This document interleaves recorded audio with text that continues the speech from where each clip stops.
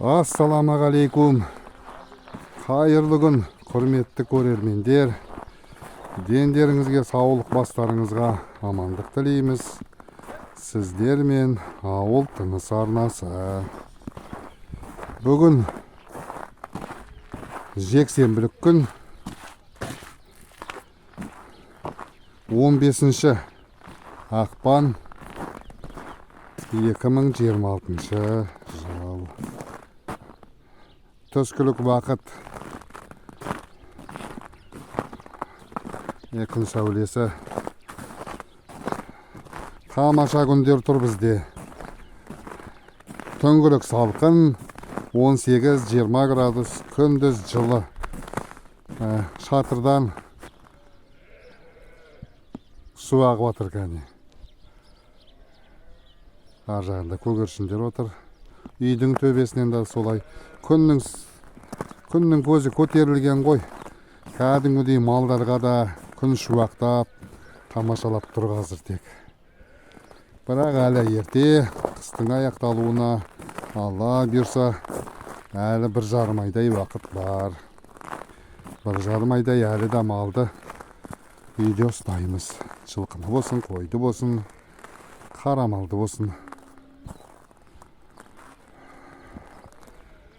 Жексенбі күндеріңіз сәтті өтсін, демалыстарыңыз.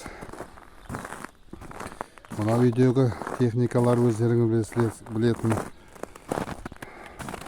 Ловал осы жерде тұр енді, қыс бойы осы жерде. Қыстың басында 1-2 рет от алдырдық. Қаңтар айының ішінде де 1-2 рет от алдырдық, одан басқа тиіскеміз жоқ. Біраз қар күредік мына жерде, өткенде жем әкелген кезде. Одан кейін тиіскеміз жоқ үстінде.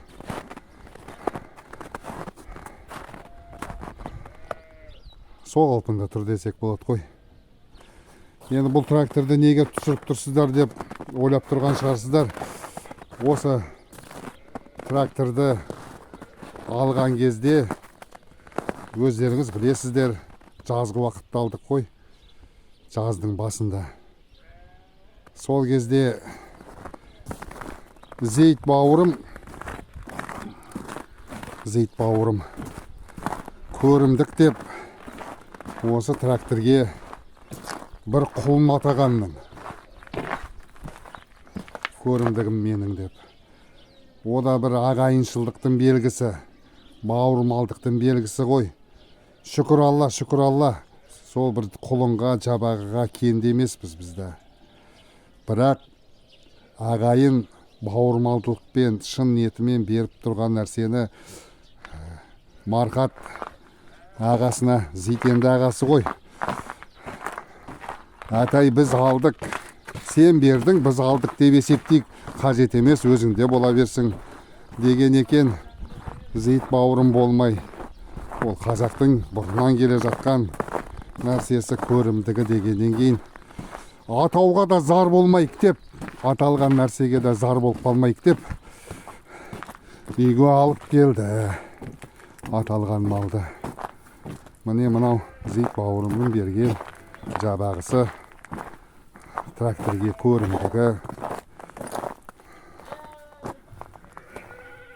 Қазақ не деп айтушы еді? Абысын тату болса ас көп дейді. Бұл да бір ағайындықтың белгісі ғой. Барлығымызда осындай бауырмалдылық, ағайындылық болса жаман болмаймыз, кенде болмаймыз. Қазіргі заманның талабына сай ма? Әйтеуір соңғы кездерде ағайын мен ағайын, бауыр мен бауыр бір-бірін бет көрместей ұрысып атады қой. Бір-бірінің үйіне кіріп шықпайтындай заман болып кетті. Көрші түгелі ағайынның арасында сондай болып кетті ғой. Сондықтан да бір осыны айтып тұрғанымда бір мақтаныш. Менің бауырым деген ниет қой. Барлықтарыңыздың бауырларыңыз, ағаларыңыз осындай болсын. Мәселе бергенде емес, мәселе ол ниетте. Бауырмалдылықты, ағайындылықты сақтап, тату тәтті өмір сүргенге не жетсін. Осыны айтып көрсетіп атқан түрім. Мына жабағы естеріңізде болса, Өткен видеолардың бірінде әңгіме қылғам осыны. Балалар мініп құлап қалып далаға қашып кетті деп. Содан 3-4 күн іздеп, ақыры Марқат сұңқармен тауып алып келгеннің, үйге айдап алып келгеннің. Сол жабағы міне осы. Содан өзі әлі де ноқтасы шешілмеген. Кеше балалар біраз мініп келді бас білдіріп. Одан кейін кеше ана құлағын көріп тұрған шығарсыздар, бір жағына сырға салып тастадық. Негізі ойлайды шығарсыздар қазір. Жылқыға сырға салған адамды сіздерден көрдік деп. Иә, ауылда біз шығар осы жылқыға сырға осылай салып қойған. Көктемде жылқыға қоя берсек, қазір ен деген нәрсе ауылда жылқы көп. Қарлығаш құйрық қыптады, ең салып атады, тіліп тастайды, шорт кесіп тастайды, неше түрлі ендер салып тастайды, бүкілінде бар ондай ендер. Сондықтан бұлар мынадай сырға салып тастаған алыстан көрінеді, жылқыға ертең барған кезде бірден көзге түседі деген оймен осылай сырға салып тастадық. Ертең бұл малды атқып малдануға ұсталып атсақ, еркек сырғасын кесіп алып тастаймыз ғой. Құлақта бір кішкене тесік қана қалады. Сондықтан осындай істеп, жалғыз бұған ғана салғанымыз жоқ. Үйдегі жабағылардың барлығына салып тастадық осындай. Осындай қылып. Жазғы уақытта жылқыға көп бара қоймаймыз.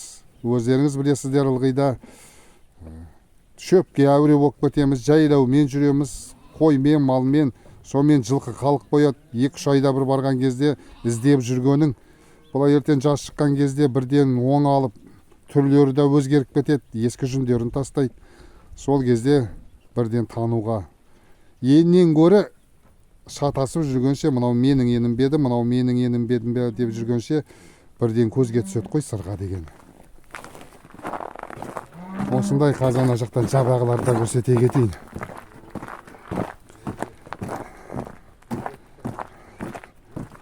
Енді қазір сондай заман болып кетті ғой, бәрі де сырғалану керек. Бәрі де сырғалану керек болғаннан кейін біздер де осылай салып тастадық. Міне, мынау тұрған ұрғашы, басын төмен түсіріп оттап тұрған ұрғашы жабағы, мынау еркек. Ар жақтары құлақтарында, ылғи бір жақ құлағына салдық. Мына жерде бір жабағы жүр. Бұл кенже тамыз айында туған Зейт бауырымның жабағысы. Енесін еміп жүргендіктен айырып тастайық деп балалар осында кеп қойды. Үйге. Ертең көктем шыққаннан кейін сосын қоя береміз ғой. Осылармен үйренеді да бірге жүре береді. Қандай айырмашылық, анда жүрді не, мында жүрді не. Бір атаның балаларының малдары ғой. Бір атаның малдарының малдары деп айтайшы. Бір атаның балаларының малдары деген дұрыс болады. Менікі, сенікі демей, қанша шөп жейді, немесе жем жейді дегенім ғой. Осындай жағдай сырғаланған.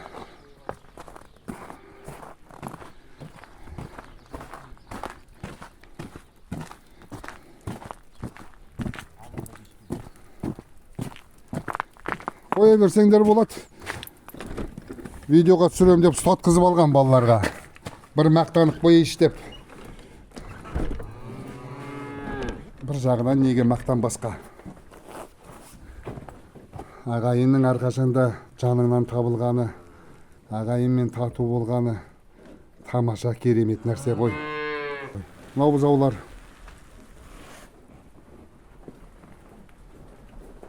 Қазір мына жерге келем. Одан кейінгі бір айта кететін нәрсе, мына өткенде туған, бұзаулаған Ақбас Құнажын өздеріңіз білетін шешесін еміп жатыр міне. Мына жерде дәл сондай бір Ақбас Құнажын. Бұны еске түсіріп жіберейін сіздерге. Бұл былтыр қазан айында ма, немесе қыркүйек айында ма туған бұзау. Бір жастан енді ғана асқан. Қазір енді аймен есептесек, бір жас 4 ай ма, әлде одан да аса ма. Әйтеуір былтырғы бұзау. Патсос болғандықтан бұқадан шығып кеткен.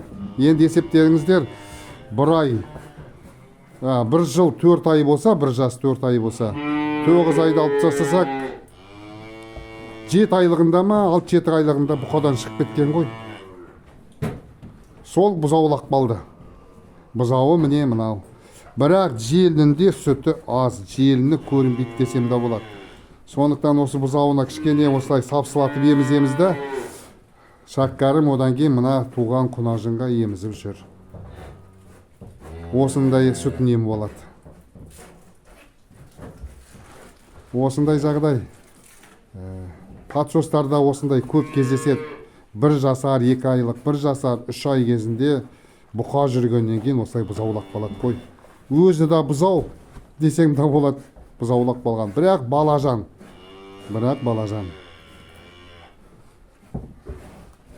Анда апарады енді шаққарымыз.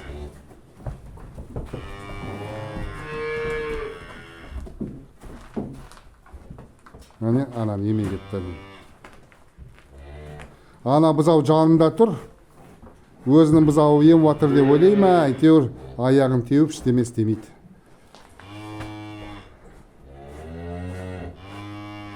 Мынау еміреніп тұр. Бұзау маңда кетіп қалды деп.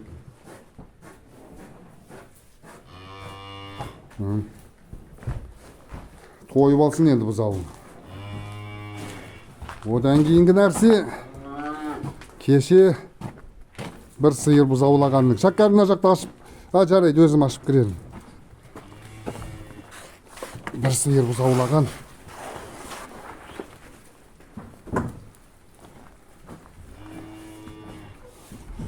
Мына жерде бір сиыр тұр. Бұл түрі әулиекөлге ұқсайды, бірақ бұл әулиекөлмен ешқандай шатағы жоқ. Әулиекөлмен ешқандай шатағы жоқ сиыр. Бұның шешесі жай қарапайым сиыр, өзіміздің жергілікті мал. Ал әкесі ангус.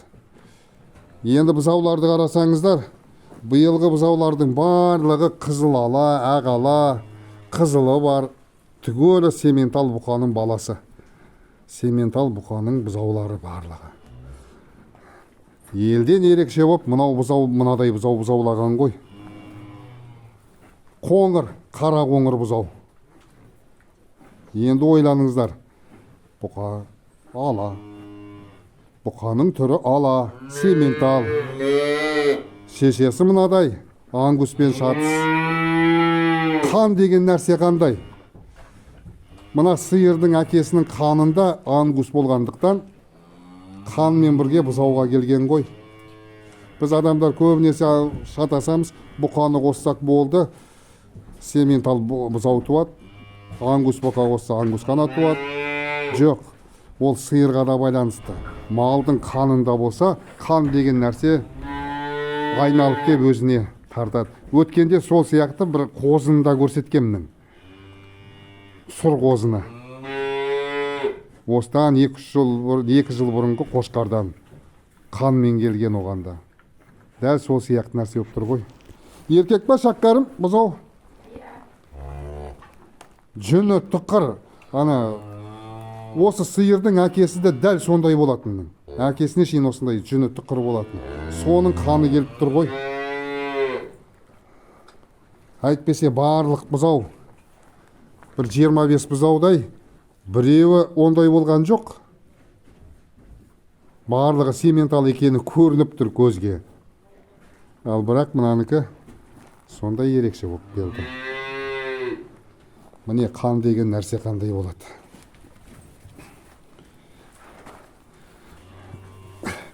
Күліп үйде жүрмізді көршінің бұқасы дейтіндей. Оған өздеріңіз білесіздер. Біздің малға көршінің ешқандай малы қосылған жоқ. Тек сементал бұқа ғана жүрді. Себебі жаз бойы малды бөлек бақтық қой. Ешқандай қосылған жоқ. Мал. Қаннан басқа еш нәрсе емес ол. Ана бұзауы қысылып қапты. Мына жақтан қарашы әне.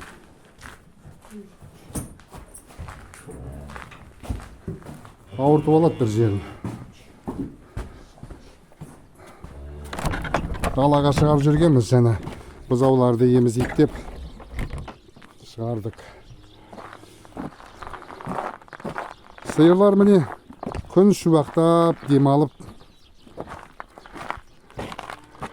отқа тойып жатыр ғой, күйіс қайтарып.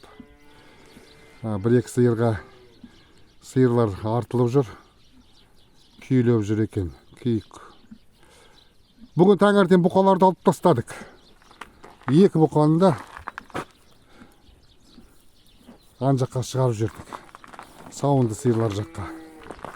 Себебі мына бұқаларды бір жаста ғана әлі деп менсінбей жүрсек, бұлар қосқанымызға қанша ғана болды өзі? Олар 10 күндей ғана ма? 10 сиырдан аса сиырды бұқадан шығарып жерді. 10 сиырдан аса. Сондықтан ертең келесі жылы қараша айында біраз сиырлар бұзаулап қалайын деп тұр. Екеуі де пысық екен, әсіресе ана ангус. Бірінен соң бірін сиырларды қашырып жүргендіктен ертең бүкіл сиыр ертең қараша айында бұзаулап қалса, қыс бойы жайлауға да оны қиындау болып кетеді. Міне ангус бұқаның пайдасы. Әулие көлінде екеуінде. Пысықта екеуі. Мына биікте бұлар төмен жерде тұр енді. Етті де бұқа дейтін денелерінде де формаларында бұқа сақталынған ғой, бұқалықтың. Осындай жағдай. Үйдегі жаңалық. Мына сауынды сиырлардың ерте туғаны, енді бұзаулағаны қажет. Ертең күз айынан бастап үйдегі бизнесіміз май сату, сүт өңдеу жұмыстары ертерек бастала береді. Ол бізге қажет нәрсе.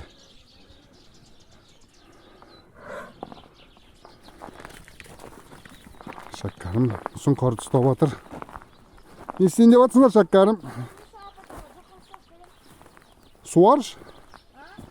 Ұсташ деді ме? Қайда шөп салайын деп жатсыңдар, балам?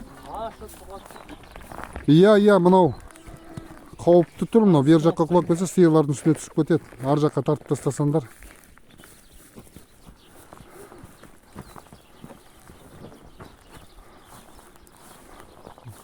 Мына жабағы, ана басқа жабағылардан қарағанда әрілеу. Аналарға тиштік бермейді тістелеп. Кеше сырған салғаннан кейін осы жаққа шығарып жердік бұнында. Бұғанда сырға сал. Бірақ біраз күн бөлек тұрып қалғаннан кейін ба, мына биелердің барлығы бұны тістеп қуалап жүрдік. Неге баяу жүріп жүр мынау Шарапат? Мынаны талап тастаған жоқ ма?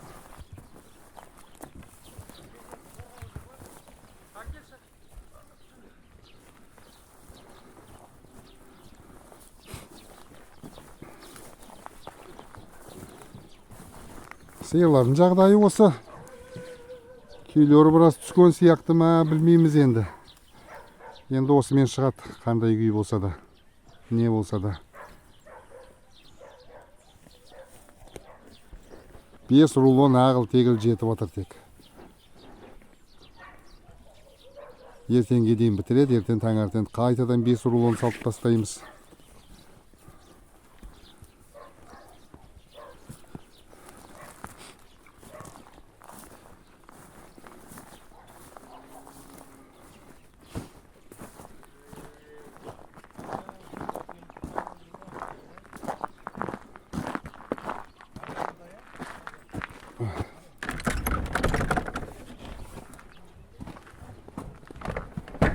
Шәккәрім бұзауларын алып бастапты. Бір айналып келем дегенше. Қазір далаға шығарып жүрейін оларды.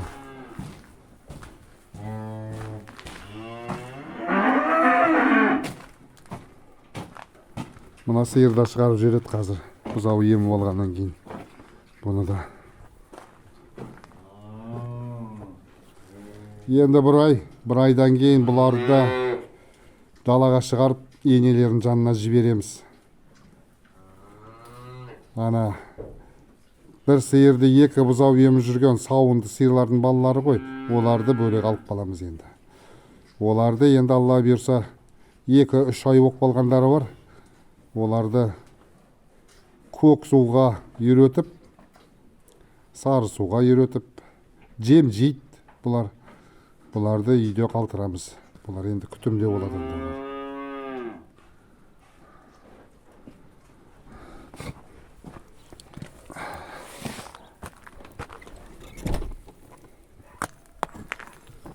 Мына жақты өздеріңіз білесіздер.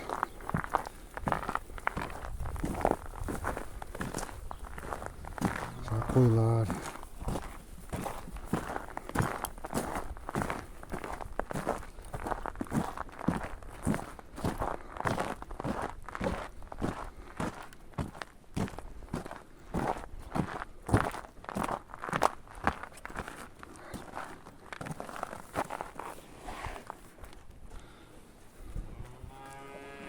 Бұқалар бордақы.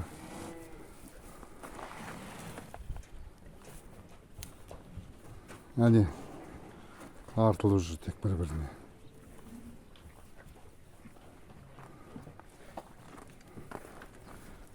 Ақырындап жақын күндер тапсырған мал жоқ. Бірден айтам ғой енді қанша салмақ басқандарын, қанша бергендерін. Ақырғы кездері қойларды еркіндікке жібермей жүргенбіздің. Тек осы жерде шөптерін салып тастап жүрміз. Біраз қойлар күйлерін жоғалтып алған сияқты. Қойлардың күйлерін жоғалтып баратқанын қозыдан қарап білеміз. Қозылар бүкірейіп, сүт жетпей жатса, кәдімгідей қозылар жүдек қалады екен.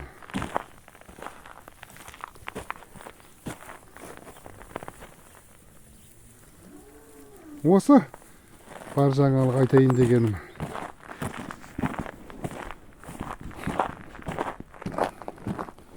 Осындай бір сериал бар жаңалық. Осы десем де болады. Ертең видеода барысында көрсетіп бәрі көресіздер ғой. Мынадай жабағылар қайдан келген деп. Сондықтан да айтып атқаным ғой, көрсетіп атқаным, жағдайды қандай болғаны, қалай болғаны түсіндіріп атқаным. Бір есер соқтанып айтып атқаным емес, ол бір жағынан мақтанышта. Мен үшін мақтаныш. Балаларымның алдында да, інімнің, бауырымның осылай істеп атқаны, осылай бергені, бұл да бір ағайындықшылықтың белгісі ғой. Дұрыс түсініңіздер барлықтарыңыз. Бар болыңыздар, аман болыңыздар. Дендеріңізге саулық, бастарыңызға амандық тілейміз. Бар жақсылық болсын сіздерде. Есен, сау болыңыздар.